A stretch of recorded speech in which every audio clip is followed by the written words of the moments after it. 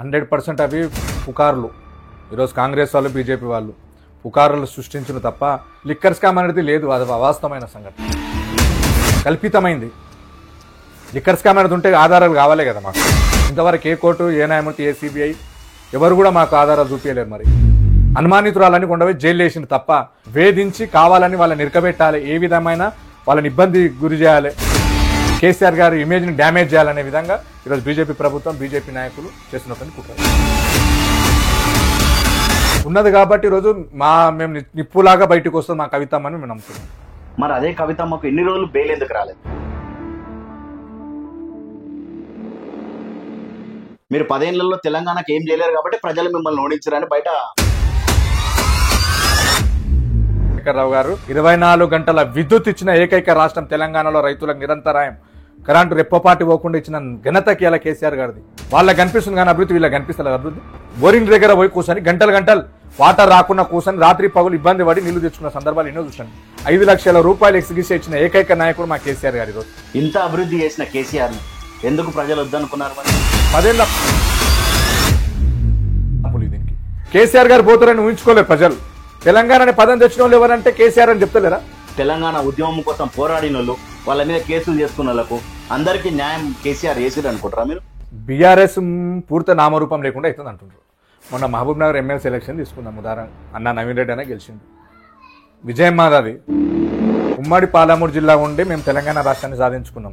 ఎంపీగా పాలమూరుకి ఎంపీగా కేసీఆర్ గారు ఉన్నాం, తెలంగాణ రాష్ట్రాన్ని సాధించుకున్నాం. అదేవిధంగా నామరూపం లేకపోతుంటే ఎమ్మెల్సీ ఓడిపోతుంటే మేము ఈరోజు గెలిచినాం కదా. రేవంత్ రెడ్డి ఇలాకాల, ముఖ్యమంత్రి ఇలాకాల మేము గెలిచినాం. కేసీఆర్ గారిని గుండెల్లో పెట్టుకొని చూస్తారు. ఒక ఆడబిడ్డని ఎన్ని రోజులు బంధిస్తారు? బంధించని చూస్తారు, ప్రజలు గమనిస్తున్నారు. తెలంగాణ సెంటిమెంట్ తోటే ఆ టైంలో కేసీఆర్ గారు గెలిచి దళితుని సీఎం చేస్తా అని చెప్పి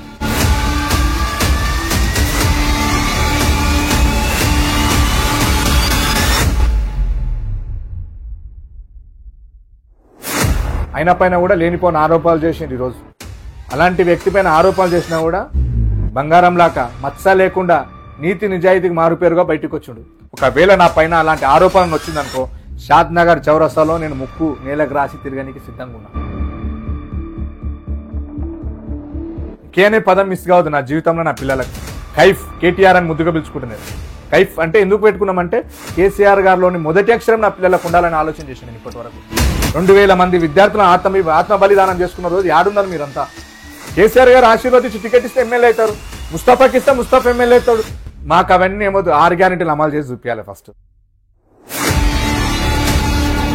నిండు అసెంబ్లీ సాక్షిగా మీకు ఆడబిడ్డల మీద ప్రేమాభిమానమే లేదు. ఉచిత బస్ పెట్టినట్టు మా అన్న రాజావర ప్రసాద్ అంటే పెద్ద మనిషి, ఈరోజు మా రాజకీయ గురువుగా మేము భావిస్తాం. మమ్మల్ని తీసుకొచ్చింది రాజకీయంలో బీఆర్ఎస్ పార్టీలకు ఆయన, మా అన్న ఇంకొక అన్న బాబురావు అన్న, వాళ్ళిద్దరు కలిసి ఇలా బీఆర్ఎస్ పార్టీ తీసుకొచ్చింది వాళ్ళు మమ్మల్ని. ఎలా మరి ఉన్న ప్రజాప్రతినిధులు లేకపోతే ఏం చేస్తారు? ఉన్న ప్రజాప్రతినిధులు ఈమెనబ్బా మాకు వచ్చిన ఇల్లు మీరు ఇస్తలేరు కాబట్టి పలగొట్టి పోయి లోపల దొరుకుతున్నారు. తండ్రికి సీఎం, కొడుకు ఐటీ మినిస్టర్, కూతురు ఇంకొక మినిస్టర్, అంతా అలాగే ఉంది కదా, కుటుంబ పాలన.